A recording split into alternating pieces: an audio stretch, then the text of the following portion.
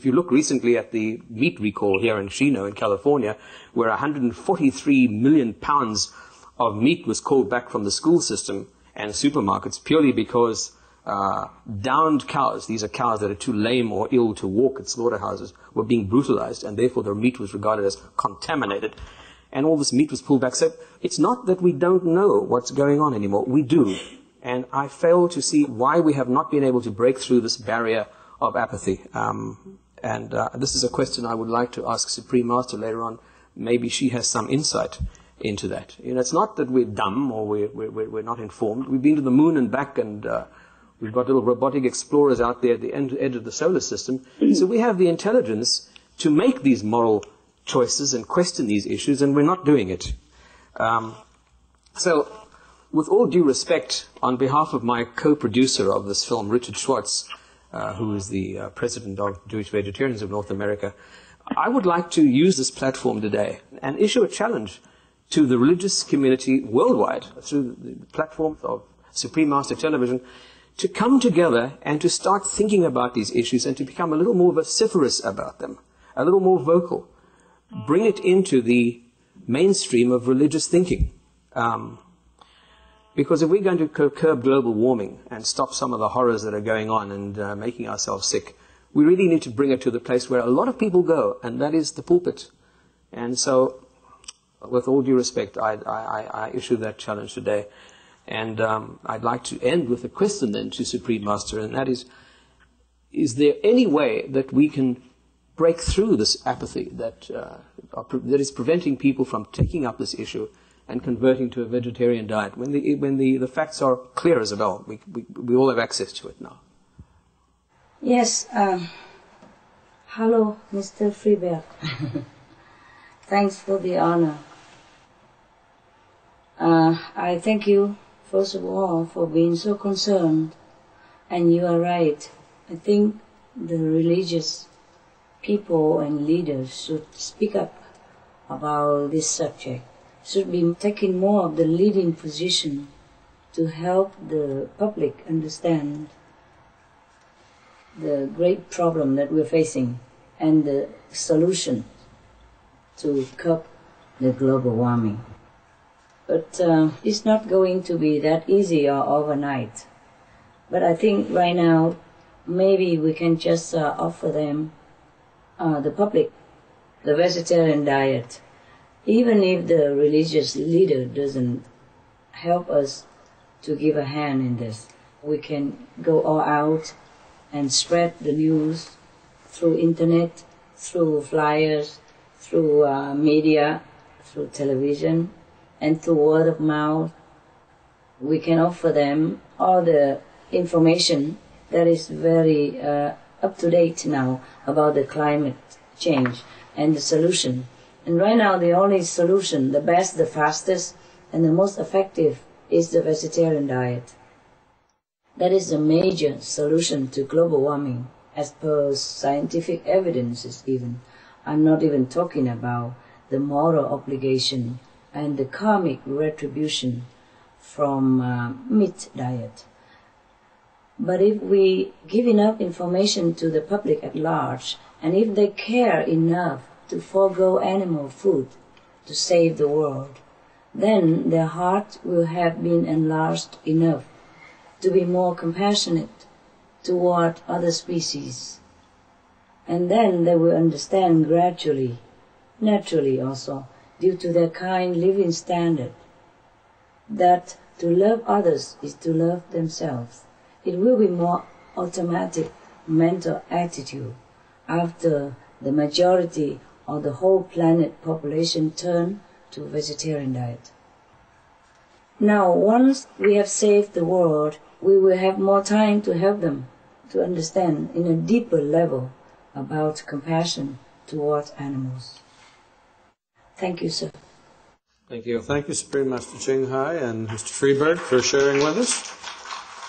Dr. Katz, could you please share with us your thoughts on how compassionate living drives your own life purpose? All right. If I could start off, I'd like to read 2 or 3 statements from people who've genius, sensitivity have motivated me and whose footsteps I've tried to follow, and for my organization, that's the driving force for In Defense of Animals. The first one is a statement by St. Francis of Assisi. It's not to hurt our humble brethren is our first duty to them, but to stop there is not enough. We have a higher mission to be of service to them wherever they require it. The second one is by George Bernard Shaw. The worst sin towards our fellow creatures is not to hate them, but to be indifferent to them. That's the essence of inhumanity. This statement tends to get hidden from the public. There's been art shows around the genius of Leonardo da Vinci. His artwork is fantastic, thinking futuristically of things he's created. He stated, "The time will come when men such as I will look upon the murder of animals as they now look upon the murder of men."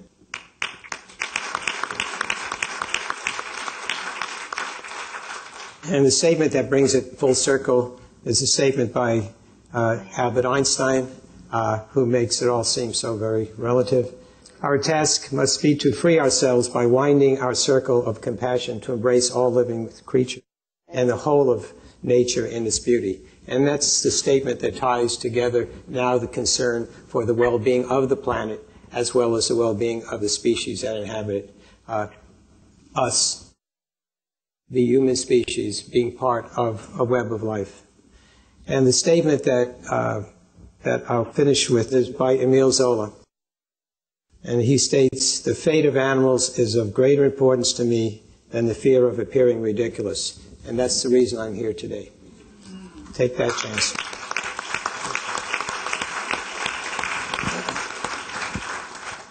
Several years ago,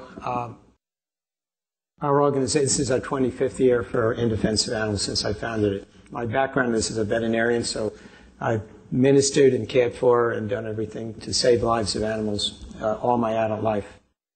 And the organization has been successful, very successful. We've got some groundbreaking victories. But several years ago, I realized that I was only spinning my wheels or doing Band-Aid cures to stop cruelty and so forth, that unless the paradigm changed, the way we perceive as a species, other species, that it's time that we stop seeing them as resources, seeing them as just commodities, objects, property of things.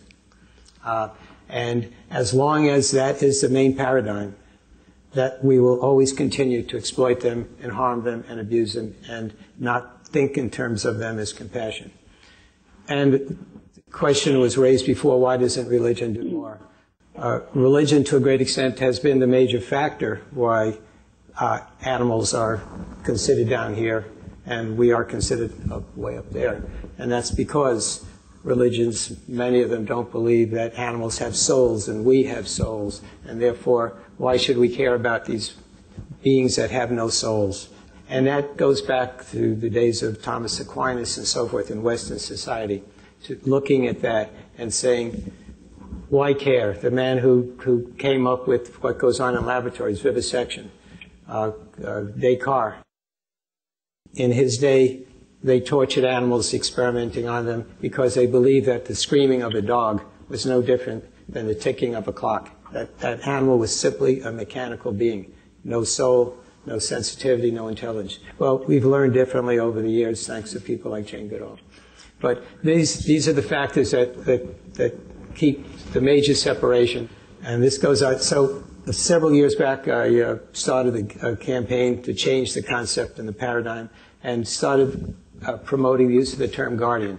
So for people who have animal companions, probably maybe some of you have heard already, do your best never to think of yourself as the owner of your animal companion, but as their guardian, their protector.